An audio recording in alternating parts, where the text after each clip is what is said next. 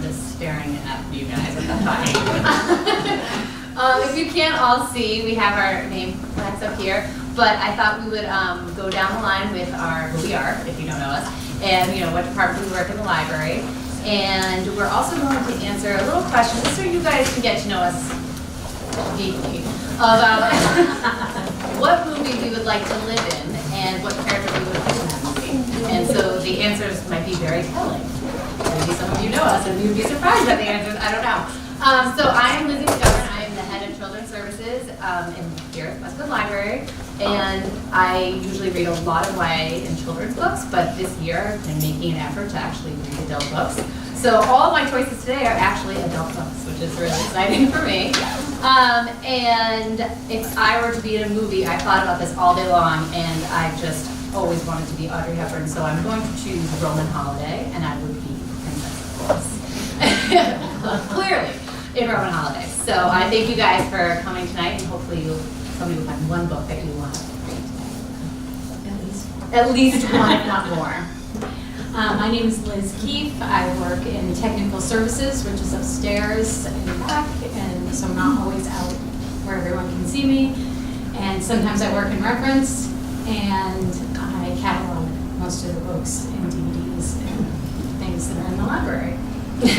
And I chose that I would live in Gone with the Wind and be Scarlett O'Hara because she doesn't care what anybody thinks about her and just wants what she wants. And I would like to be more like that. And I'm Patty, and I work in circulation. I work at the circulation desk here and at the Islington branch. And when Lizzie posed this question about the movies, I think I might have missed a little piece of it because I've been thinking that I want to be Michael Corleone's wife in The Godfather.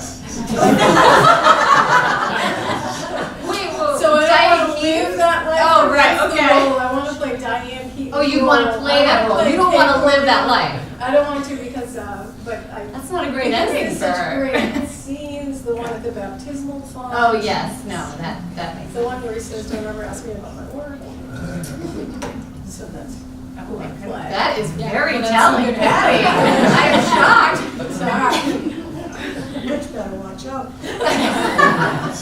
I'm Susan White. I work in circulation, and I'm going to break the pattern here because I prefer to tell a joke. And it's a library joke. A man walked into a library and he said, "I'll have a burger and fries." And the librarian said, "Sir, this is a library." He said, "Oh, I'll have a burger and That stays light. I didn't know where you were going. She has a joke usually. No, it's better than usual. Yeah, it could go. There's probably ratings, so that was good. My name is Susie Canali. I work in the children's department with Lizzie. I pretty much only read YA and about middle grade books. They're lots of fun. And I was thinking about the movie question.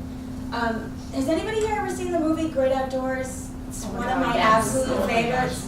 I would like to be John Candy, Chet, in that because he's one of the only characters in the movie, the protagonist, who has it all figured out going in. And his job is kind of just to kind of display his wisdom through his family. So that's what I would be. See, I'm surprised by that. That's great. I've learned a little bit more about everybody tonight.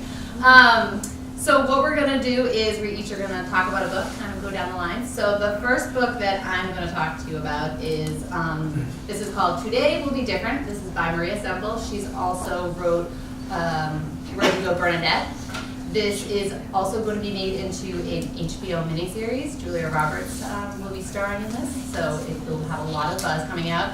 And we've all had days where we wake up in the morning and we kind of decide that today is going to be different. I will do everything right. You might have a little Post-it note of reminders of all, like a New Year's resolution every day.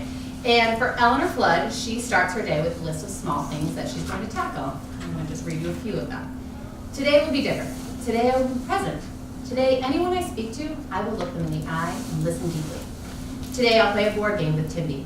Today I will take pride in my appearance. I'll shower, get dressed in proper clothes, and change into yoga clothes only for yoga, which today I will actually attend. Today I won't swear, I won't talk about money. Today there will be an ease about me. My face will be relaxed. Its resting place a smile.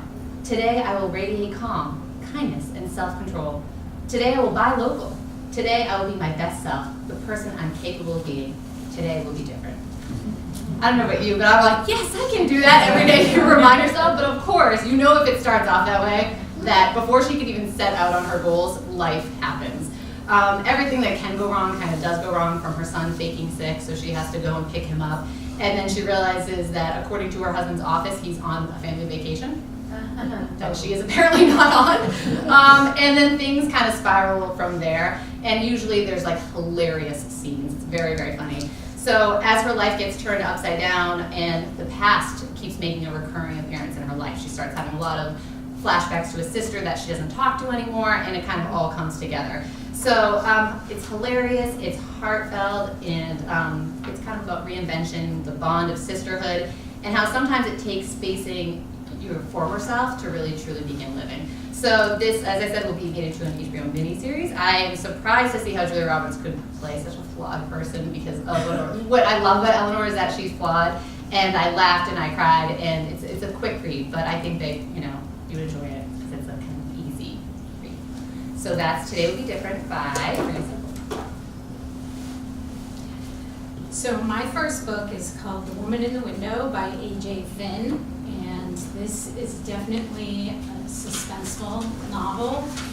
It is reminiscent of Rear Window. If you read Girl on the Train or Gone Girl, it has elements of that type of book with an unreliable narrator. Anna Fox is a woman who suffers from agoraphobia. She lives in a beautiful brownstone that sounds amazing, and if I had agoraphobia, would want to be stuck there. It's the only place to be. It really is the only place to be. I mean, it's gorgeous, it has beautiful views, she can see all her neighbors, and she has things like cases of wine and prescription medications delivered to her, and so she doesn't really feel too out of touch. She's sort of content with it, but at the same time, there's something else going on. And as the book develops, we have to figure out, is Anna altogether understanding what's happening in reality, or is there really something strange going on? And I felt like it was a book I could not put down. It was very fast-paced, very entertaining, and I think that people will enjoy it. So I read a lot of nonfiction. I really enjoy nonfiction. I know some people find it a little bit daunting because it's, you know, the nonfiction books tend to be a little bit bigger, but I love it. And this one I give a great shout out to because this is a wonderfully written book. It's very easy to read. And I'm very happy to say that the author of this book is sitting in the back row. Stephen F. Knott. This book is by Stephen F. Knott. This is Steve Knott's sixth book and his second involving Alexander Hamilton. In 2002, he wrote Alexander Hamilton and the Persistence of Men. And his work was cited by Ron Chernow in his biography of Alexander Hamilton that Lin-Manuel Miranda later made into the Broadway blockbuster. So you were the reason why we have Hamilton. So that's exactly what I got from that. Thank you. Royalties are pouring. So this book is really just a great book. It talks about the alliance between Washington and Hamilton and how they just forged ahead together. And a couple of reviews that I thought were actually great. The Kirkus review calls an elegant dual study resurrects Alexander Hamilton as one of George Washington's most valued advisors. Knott and Williams expertly show how Hamilton was often attacked because Washington was untouchable. And the Washington Times says the book describes a remarkable collaboration between two very different individuals, part odd couple, part dynamic duo, that resulted in a joint achievement neither the senior partner, Washington, nor the junior partner, Hamilton, could have accomplished alone. So this, as I said, a pleasure to read. We have our author, and it's a great book. I highly recommend this. Now, following historical footstep, I read America's First Daughter, which is by Stephanie Dray, of a lady, and they did remarkable research on letters regarding the life of Jefferson and his daughter Patsy. Patsy was his oldest daughter, and she realized that as much as he loved his family, he really loved his country more. And she was his constant companion. His wife died when she was 10 years old, so she was with him all the time, everywhere he went. She was a very strong woman. I realized how weak we women are today compared to women of that era. She had 12 children, ran a house, ran a ranch of sorts, and managed to keep up with everything that her father did. Also, it made me realize the history, and it sort of piqued my interest again in the history of Jefferson at the time. And one thing that really piqued my interest is the fact that mudslinging is not new. Now, just want to read you something. If you think politics are dirty today, you should read about the politics in our American history. Other than George Washington, a lot of dirt was spread about politicians. In the race of 1800, Jefferson was said to be dead, an atheist and a coward. John Adams was supposed to be a tyrant and criminal. Jefferson said to be a swindler begot by a mulatto upon a half-breed Indian squaw, and Indians, and Adams was called hermaphrodite. American politics apparently were never for the faint of heart. So history repeats itself. And one quote that I really enjoyed that Jefferson said was, "I like the dreams of the future better than the history of the past." I enjoyed the book. I learned a lot. It piqued my interest, so I have been reading more, and I think you would enjoy it. It's very well written and very well researched.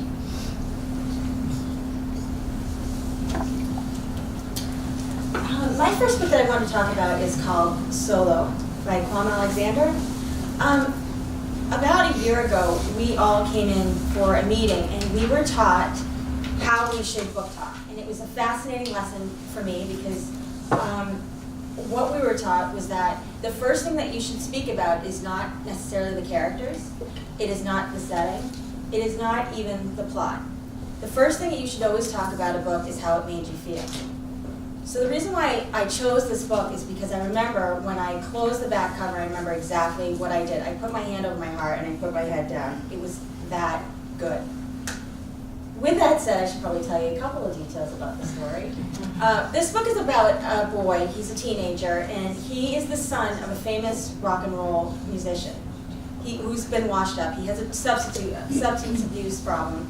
And he lives in the house with his sister and his father, and they still keep up the Hollywood glam. And he's really trying to graduate and move on with his life, and he figures that if he can just make it to high school graduation, that he'll find the freedom outside of the spotlight. So he goes to his graduation, he's asked by the principal, can you please play a musical piece? Because he's a very talented writer of music as well. And he goes there, and he thinks that he's about to have the biggest moment in his life, and his father shows up on a motorcycle with a woman with a bikini on the back of the bike, clearly in no shape to drive. So Leigh decides that it's his time to make his mark, and he finds a letter that was written by his mother, who is now living in Guam. So he decides he's going to pack his bag and go on this voyage to find his biological mother. What he finds instead is a community, a little village, which is poverty-stricken. And he spends some time there, and he realizes what the true value of love and friendship is all about. He starts rebuilding a school for shelter. He starts figuring out how to bring them clean water. And along the way, he makes friendships that are very different from the friendships that he had in Hollywood. He thinks he's doing well, and he's coming along, but all of a sudden, the protagonist meets headway with an unexpected visitor, who is, of course, his father. His father uses this as a publicity stunt and comes in this big fancy trailer and sets up and says, I'm going to help rebuild this village. So through this experience, the father and the son rebuild this village. They start to begin to reconnect and also discuss rebuild some health issues as well. But in the end, what Blade really realizes is that he's really searching for the foundation of his father. It's a beautiful story. It's written all in prose, and a lot of people are kind of unsure about poetry. This writer has this incredible gift to be able to flow a story from beginning to end in the most amazing way. And particularly with the words that he chooses, they're almost like musical notes that bring you along, and there's love in every single solitary measure. So if you like a beautiful story, I highly recommend it. So, I don't know what I'll talk to that nice cargo one. So the next book that I wanted to talk about was 7 Days of Us, and this is by debut author Francesca Fornack. She is a writer in the UK, and she wrote her newspapers before this. But in this story, I don't know about you, I'm from a big family. I'm the youngest of 6 kids, so I love a good family drama. And even though this family just has 2 daughters, there's enough family drama that would fill up a house. So it is said that house guests, like fish, begin to stink after 3 days. How about after a week? You better stock up on some booze and maybe an air freshener in this one. And you think, it's not that way with family, right? When everyone's an adult and kind of under the same roof again? No, it's definitely that way. So even though this takes place over a Christmas holiday, it is not necessarily a heavy holiday book. So you don't feel like, oh, I'm not going to read it out of season, because it's definitely more about this Birch family. So they have to be in quarantine, literal quarantine, for a week over the Christmas holidays, because the elder daughter, Olivia, she hasn't been home in years. She is out saving the world. She has recently been in Liberia, and she's been working with a small community there that has, it's a made-up disease, but it's like Ebola level of seriousness and contagious disease. So she can only be there for a certain amount of time, and when she comes back to the British Isles, she has to be in one place for 7 days to make sure that it's not incubated. So her family, they have a little country estate, as you do in England, right? That you just have conveniently a manor out in the countryside that you can just, have a cozy Christmas holiday. So, so her mother, her father, and her sister, they all have to be together, but of course, everyone has a secret.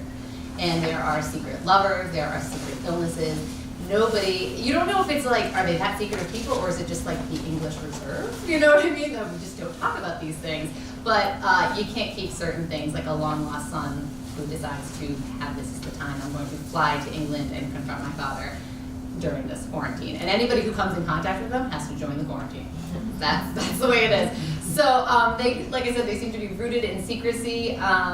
The secrets keeps the story moving along. It's the tension that kind of goes will one find out this, and what will they say if this one? And as you do in families, you have 2 people know one secret, and they're like, well, did you tell this one? Did they know? You didn't tell me that mom had this. It goes from there. So it's very dry sense of humor, but it is funny, and it can be heartwarming at times because there obviously are serious secrets at stake here. But you could imagine this as one of those, kind of funny holiday family movies that you'd be like, oh gosh, who's going to knock on the door next and be stuck in this quarantine? So I, of course, thought it was just hilarious as a family drama. So it's called 7 Days of Us, and this is by Francesca Fornack. All right, so the next book I'm talking about is called The Immortalist by Chloe Benjamin, and this is her second novel, and it is a story about 4 siblings who live in New York in the 60s, and during their summer vacation they hear of a fortune teller that they want to go see, and the fortune teller can predict the date of their deaths. So as children, they decide this is a good idea. That's great. Maybe as an adult you may not. But they go, and the fortune teller does tell them all the dates that they will die. And then the story moves on and tells each sibling's story in the order of who dies. And it is a beautifully written novel, and the characters really come to life. and you feel, you just feel a sense of not just the Gold family, which are the siblings, but it also takes place in different places throughout America. So you get a feeling for San Francisco, Las Vegas, New York. It's really a really great book, and I have a quote that I think kind of sums it up really well. The reader will likely be thoroughly taken in by the world of the Gold siblings in all its shades of brilliant color. It is not a totally comfortable realm, since we know all too well how this tale is going to end, but getting there is lovely. And Jean Zimmerman, who wrote a novel called Savage Girl, reviewed that, and that was her quote. And I think that not only is it a great book, but it will make an amazing book club book, and it's just a great discussion book to talk about. So if you and a friend like to read the same books, I think everybody who's read it here has discussed it at length. So I highly recommend it, The Immortalist, and I think it has a really pretty cover. The first thing you'd ask would be like, would you want to know the date that you're gonna die? Yeah. I don't think I've met anybody who said Well, actually yes to that. but also a big portion of the book, I think, is the idea, does that change the way you live? You know, if we all knew the day we would die, would we do the things that we do every day? I'd watch Netflix. Right. Probably. To live through other people's lives. But I think people will enjoy it. So this is another nonfiction, and it's called Dark Money, The Hidden History of Billionaires Behind the Rise of the Radical Right. And I highly recommend this book. Jane Mayer is a New York Times investigative reporter, and her jumping off point for writing this book was she had written an article on the Koch brothers, and after that she decided to do some investigating into some of the shadow foundations that were giving money, financing elections, just kind of this behind the scenes attempt really to bankroll the American political system. So it has a lot in here about the Citizens United versus the Federal Election Commission, details about the Koch brothers, the origins of their family money, which I was surprised to learn was from their father building oil refineries for Hitler. What? And the Mercers, the Olins, Bradleys, Scapes, Charles Schwab, General Motors. There's a lot in here. So for anyone who kind of asks themselves on a pretty frequent basis, how did we get here? This is a great book to read because there is a lot in here and has a lot of content, and it's just a very in-depth look at this rise of the radical right and who's bankrolling it. So I would say, this kind of, in my opinion, one jaw-dropping revelation after another in this book. Jane Mayer, Dark Money. And it was published in 2016, before the election, but it actually was republished with a new foreword after the election. My next book is an oldie, but I think a goodie, by Ann Tyler, The Accidental Tourist. I love her books. She may be quirky and eccentric, but I think she tickles my funny bone. This book was written in 1985. It was her 10th novel. And she's very, very good at dealing with the complexities of family relationships. And they're in all her books.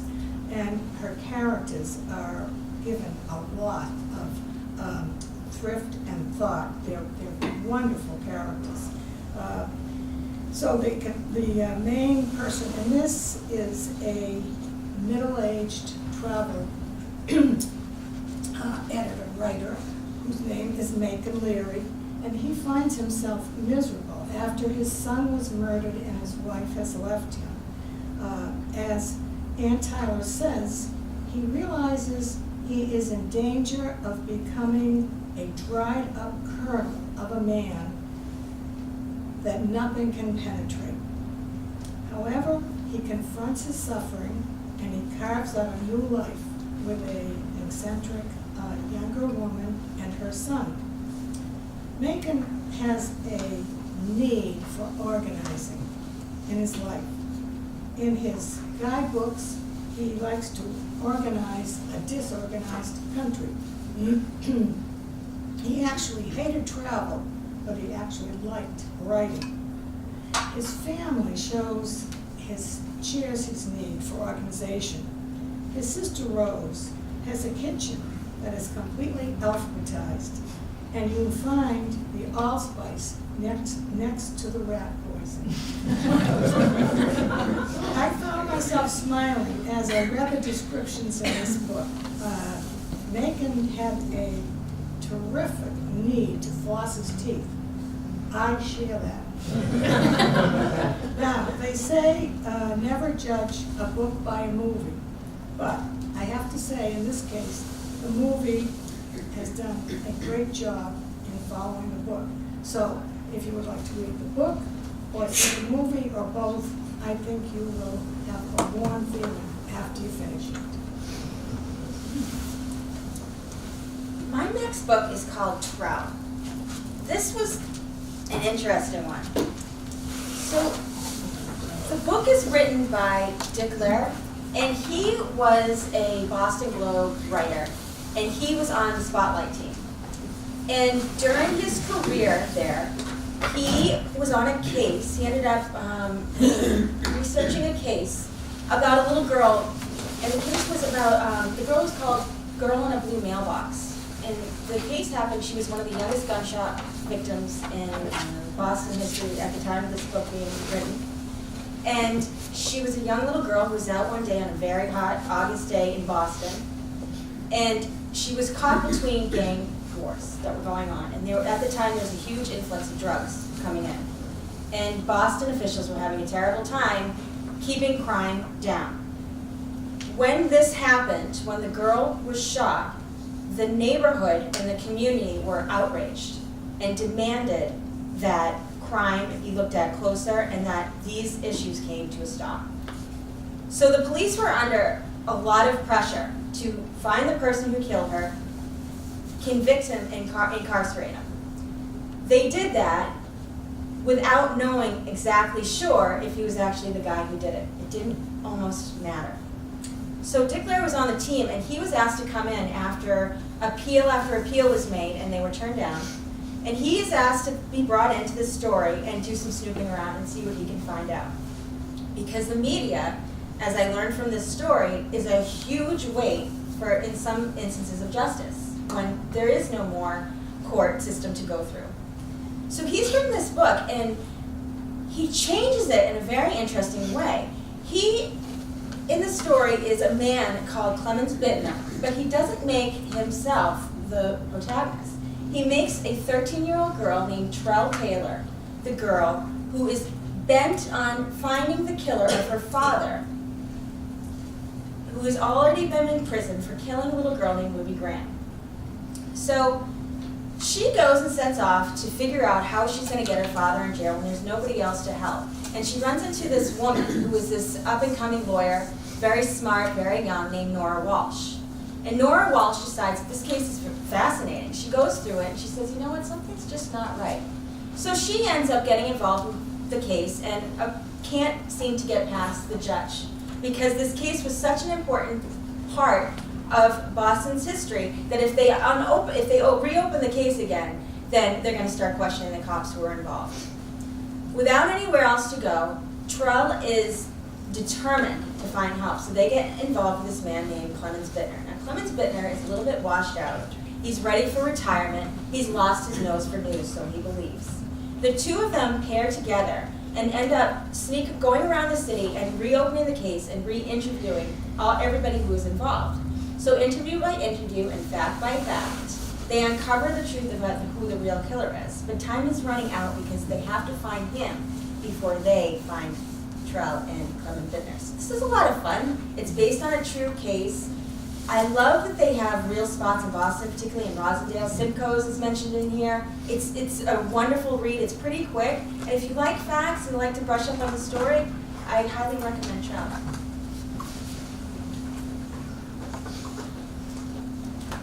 So this one is actually not out yet. This comes out February 6th, so you can look for it on our speed read rack or put your name in to reserve it. This has gotten a lot of buzz. This is an advanced reader copy, so we got to advance of official publication. So it's called An American Marriage, and it's by Tayari Jones, and she's written 3 other books before this one. So this is a brilliantly told story about newlyweds named Roy and Celestial.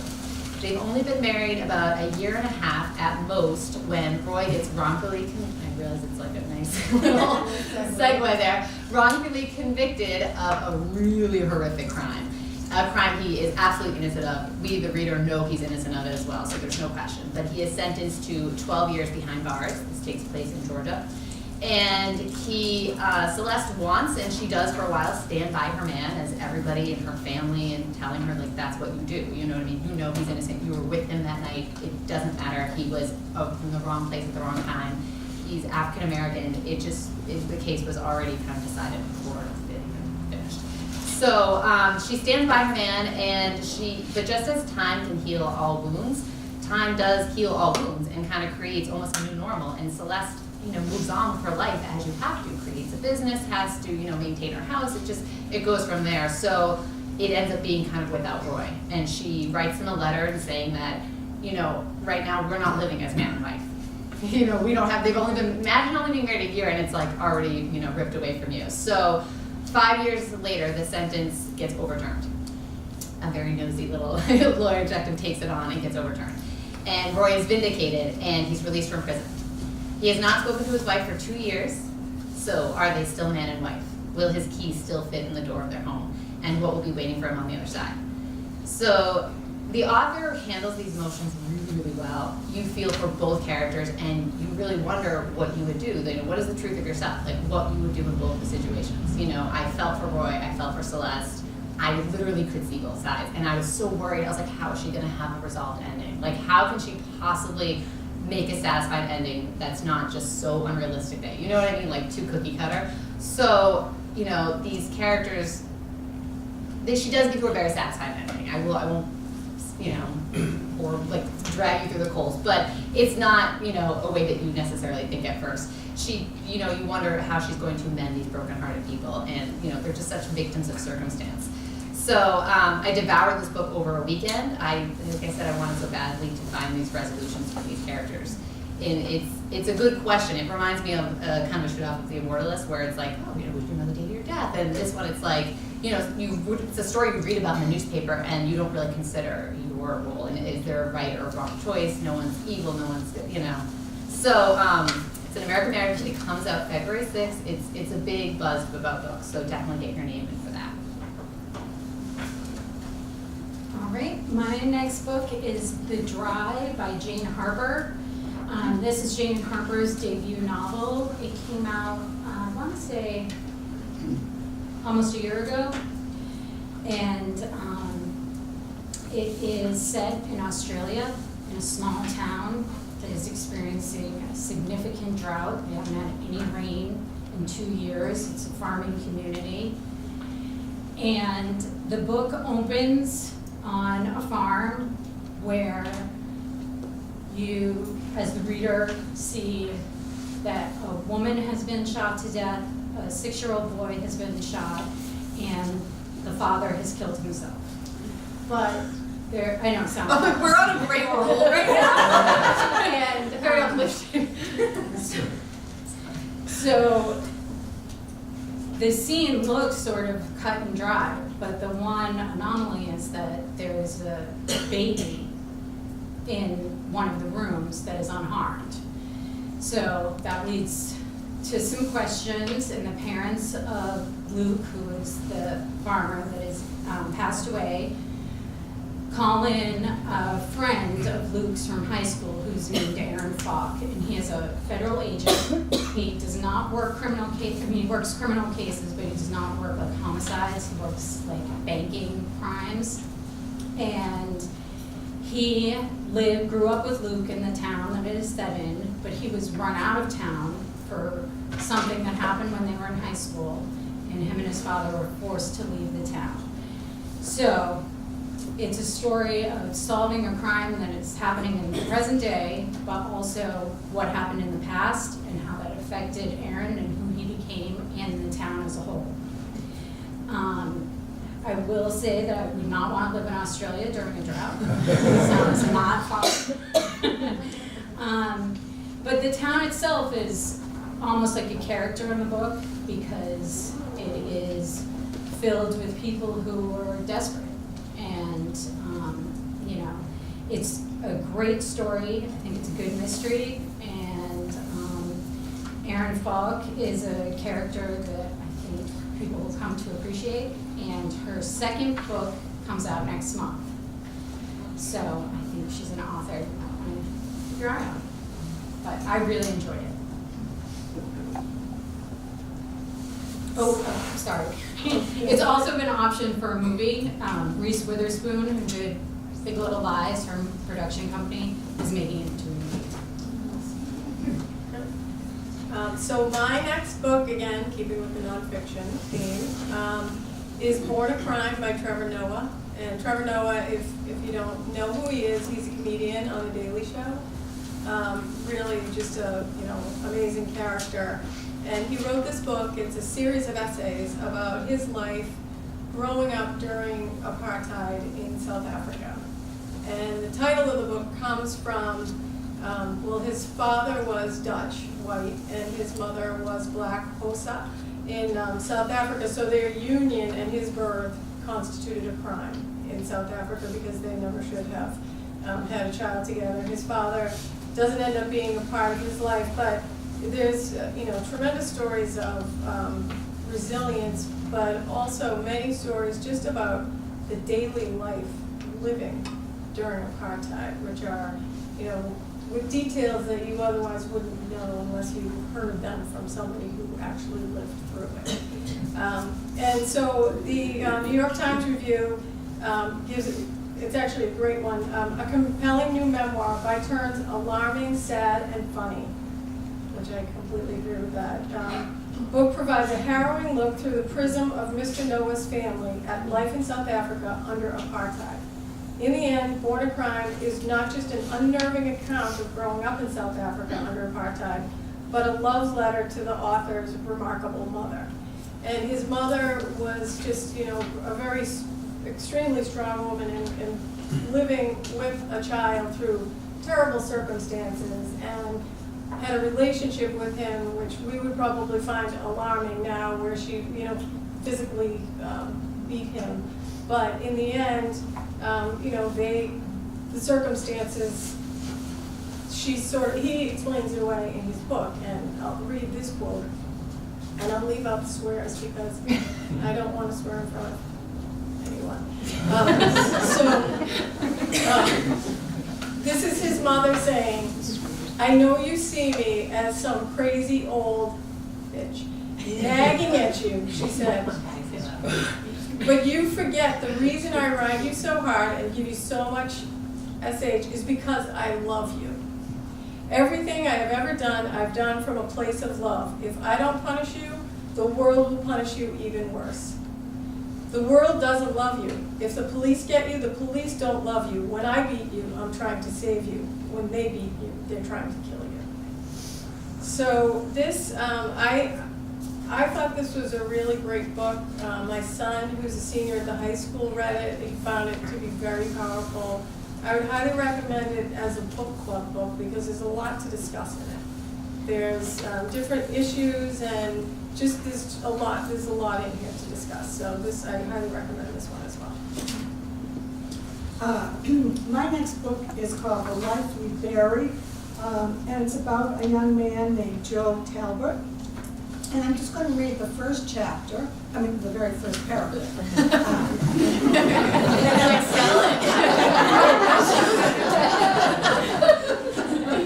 I work in a library, I can read. I remember being pestered by a sense of dread as I walked to my car that day, pressed down by a wave of foreboding that swirled around my head and broke against the evening in small ripples. There are people in this world who would call that kind of feeling a premonition, a warning from some internal third eye that can see around the curve of time.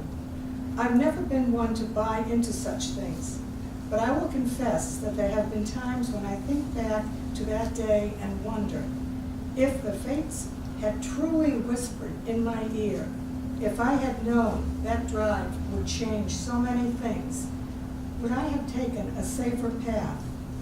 Would I turn left where I had turned right? Or would I still travel the path that led me to Carl Iverson? This book is a mystery novel about a young college student whose assignment in a biography class leads him to investigate a 30-year-old murder.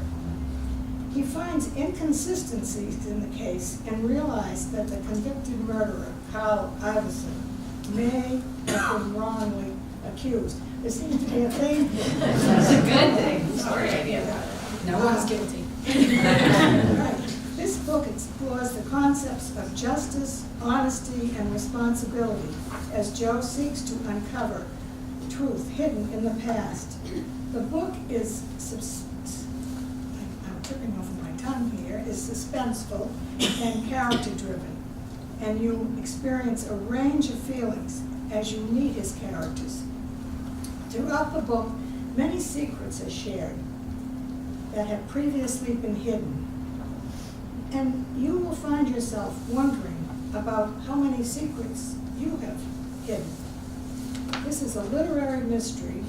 The author, Alan Eskins, this is his first book. He has written 3 others, so he has 4 books out now, and I think you're going to want to read the first one and perhaps the next 3. He was a criminal defense attorney and also a writer, so he has degrees in both. Now, after this book came out, and he had a second book, he has retired from law and is now just writing. But he's a wonderful writer, and it's, you know that I don't really tell much of the story as my colleagues do, because I want you to really read it.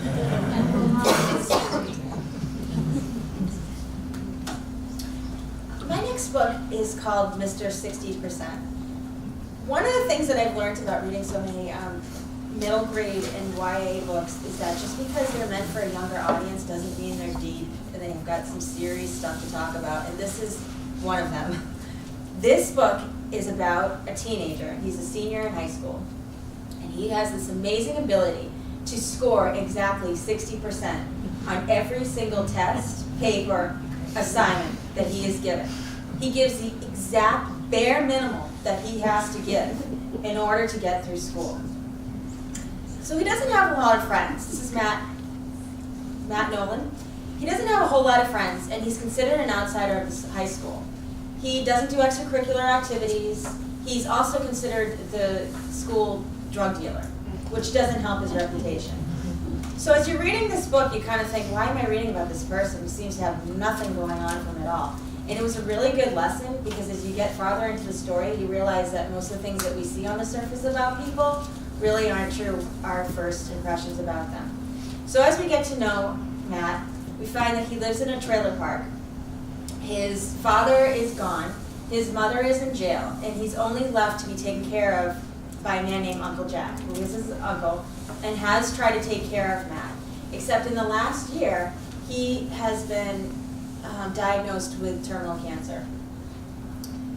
Matt is the one who is faced to take care of all of his health needs, to somehow figure out how to come up with rent for the trailer, and to come up with pain medication like morphine for Uncle Jack, which is why you start to begin to understand why he deals drugs, because what other possible way could a teenager at 17 find pain medication for his uncle?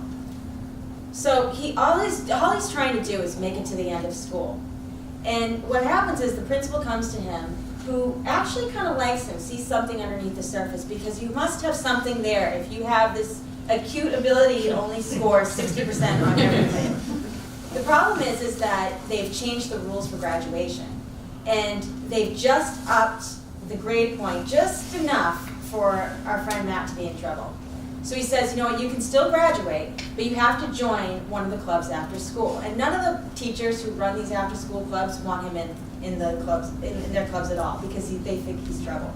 So they find one club called the Helping Hands Club. And he goes in begrudgingly and decides that he's just going to serve his service and get out of school.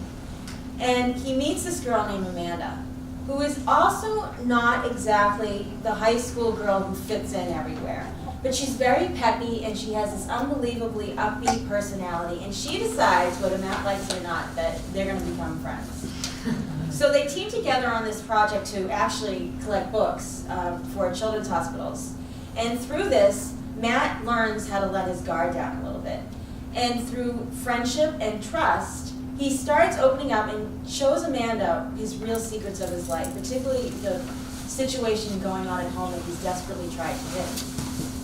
So by the end of the story, Amanda decides that Matt deserves to have his heart healed and that everybody should have a chance to live life at 100%. It is a fantastic novel. It might look short. I wouldn't set your eyes on that because this is another one that it's a head dropper. So if you like these kinds of stories. From now on, Susie, when you come in and finish a book, It's just always like, just that. show me, just don't say that, go like this, so I know, like, I'm like, oh, okay, it's that one, all right, after that, we'll have our own language.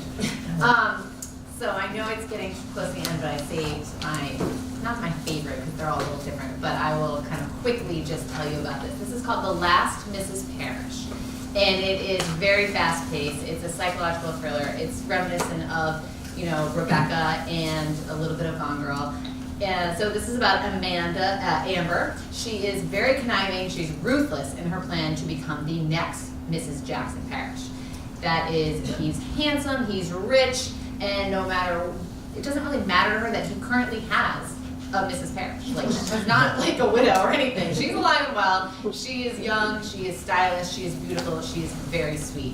And so that does not deter Amber at all.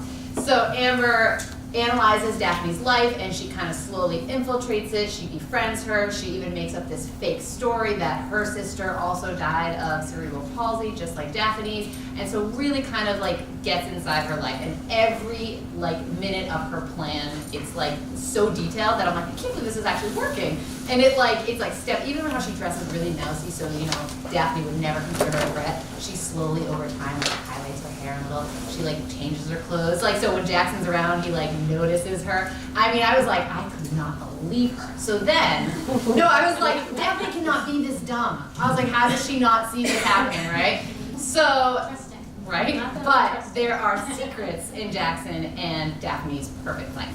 So just wait until you hear from Mrs. Parrish. Her side of the story is when it gets really good. So Liv Constantine is actually the pen name for two sisters that, so they live 3 states away and they kind of devise these dark stories. And I don't know the details of whether they each took a role or not, but I'd be curious to see how they can kind of devise these ideas and write through FaceTime and emails. So this is a juicy one. So this is The Last Mrs. Parrish. All right, so my last book is called Now That You Mention It by Kristen Higgins. So I'm going to just preface this with this book may not be for everyone. Kristen Higgins is a writer who writes a lot of women's fiction, but she used to write only romance. Her romance books are all set in New England. And they're all set in kind of a cutesy little New England town that we can all sort of relate to. In this book, it's a little more serious. When I was first talking about it to Lizzie, I described it as a romance. But after thinking about that statement, it's really not a romance. There is a slight amount of romance in it, but it's really about this woman who has several different hard things happen to her, and she chooses to go back. She's a doctor in Boston. She gets hurt. She gets hit by a car. She goes back to her Maine town, which is an island off of Maine, and move back in with her mother and try to heal the relationship she has with her mother. She has a sister who's in prison, and her niece is living with her mother, and she tries to connect with her niece. And it's really just a story about coming home and finding out what's truly important in your life, and whether that's your career and what form that should take, your family, or your love life. And I I think it's a very enjoyable read that hits some pretty heavy topics in it, but in a way that's not too depressing. Yeah, you were like, this is a really great romance. And then she named like 3 really horrible things, and I was like, I don't know romance. I haven't read. You're like, no romance. Here we go. So, but it's really about a woman overcoming sort of life's circumstances and finding out who she is. And so the last one that I'm going to talk about is historical fiction, and it's called News of the World by Paulette Giles. And this book, I actually really love this book. It was a finalist for the National Book Award, and I kept seeing it coming up on all these lists towards like the middle to the end of the year of the best books of the year, and it was just, it was a pretty well decorated book. But after the Civil War, this captain, Jefferson Kyle Kidd, travels through Texas, and he does live readings of the newspaper, and audiences gather, and he does these live readings, and he's in Wichita Falls when someone offers to give him a certain amount of gold to deliver a little girl back to what remains of her family. She had been kidnapped in a raid where many of her family members had been killed by the Kiowa Indians, and so she had lived for a number of years with the Kiowa Indians. So he agrees to take her back to her family, or what remains of her family. And so really the book is about that odyssey, that journey back to deliver her back to what remains of her family. And it's a very heartwarming story, and to take 2 people who didn't know each other and weave such a story of their relationship together, it was a remarkable story. So this I also really recommend. Again, News of the World, Paulette Giles. It's a nice historical fiction book, and it's actually a very quick read. You can do that in a day. All right, and my last book is Eleanor Oliphant is Completely Fine. This book is wonderful. If you want to get it, you're going to have to go on a very long waiting list. We don't have any here, but you can always put your name in, and there are some forms in the back. Eleanor's entire existence is clear, orderly, and completely empty. She works all week, goes home on Friday night, heats up a pizza, and drinks 2 bottles of vodka, and speaks to no one until Monday morning comes around again. As the book progresses, we see Eleanor opening up and building a web of connections. The narrative is full of quiet warmth and deep, unspoken sadness. This is just one quote, which I love the way she writes. A philosophical question. If a tree falls in a forest and no one is around to hear it, does it make a sound? And if a woman who's wholly alone occasionally talks to a pot plant, is she certifiable? It's not as though I'm expecting a reply. I'm fully aware that Polly is a houseplant. Now, eventually, Eleanor works her way through her tough times and actually ends up happy with the help of a couple of people, which you're going to have to read the book to find out who they are. But this book really, the journey sheds light on mental illness, depression, survivor guilt, and how judgmental we all can be. This book is something that actually made me laugh in the beginning, cry at the end. I went through some clinics. And I think that it will touch everybody's heart the way it touched mine. I'm going to do this real fast. So like what I said about these books, how they were deep and heartfelt and wonderful, this is my only adult book. This is just fun. This is just fun. It's called Friend Request. As you can imagine, it is about Facebook. So this woman is on Facebook. This woman comes from a town in England, and there's a woman that she befriends as a child, and on high school prom night, the girl disappears. So the basic gist is that years later, they go back, it's about their time to have their reunion, and she gets a friend request. Can anybody guess maybe who that friend request is from? It's from the girl who they believe died 20 years ago. So, of course, she kind of goes on this hunt to find whether or not this girl's alive, and she reconnects with some of her high school buddies who are, some are nice and some aren't that nice. And of course, there's a little love affair thrown in there too, just to spice things up just a bit. But if you're just looking for a fun and fast read and you like to be on Facebook, pick this one up. Can I just say one thing? In light of my first joke, I have a little words of wisdom here. Just please read. Dinosaurs didn't, and they are now extinct. Susan, I know you love this because my middle school can attest that, like, every middle school presentation, the last slide is literally a picture of a dinosaur lying down, and it says the same exact thing. So I was like, guys, just remember, you know, gotta read. I wanted to say one more thing too, though it's not that fun. This was the first book I talked about, The Woman in the Window, and I wanted to just say that this is the only copy we have in the library. It is #1 on the New York Times bestseller list. It debuted as #1 the first week that it was out. So if you want this, you should put your name in for a request. Yeah, I guess Not a friend request. it was like they said the last time that happened with a book debuting at the week it comes out that it was #1 was like 2006. Like something. It's been a while since it was like 2006. that. So This book also had a huge bidding war to be published, and it has also already been optioned for a movie. So we have extra copies of most of the books, but we are happy to, of course, always request from other libraries if there's a book that we don't have here. And I hope that you guys had fun tonight. Thank you for listening to us. And Susie has, we must tell everybody, it was like Oprah. Check under your seats. Can everybody check under your seats, and you might find something. It's going to be very smooth. It's going to be taped under. It's a flower petal. I don't know. I'm checking mine just in case. If you have it, can you hold it up, please? Do you have it? That's not it.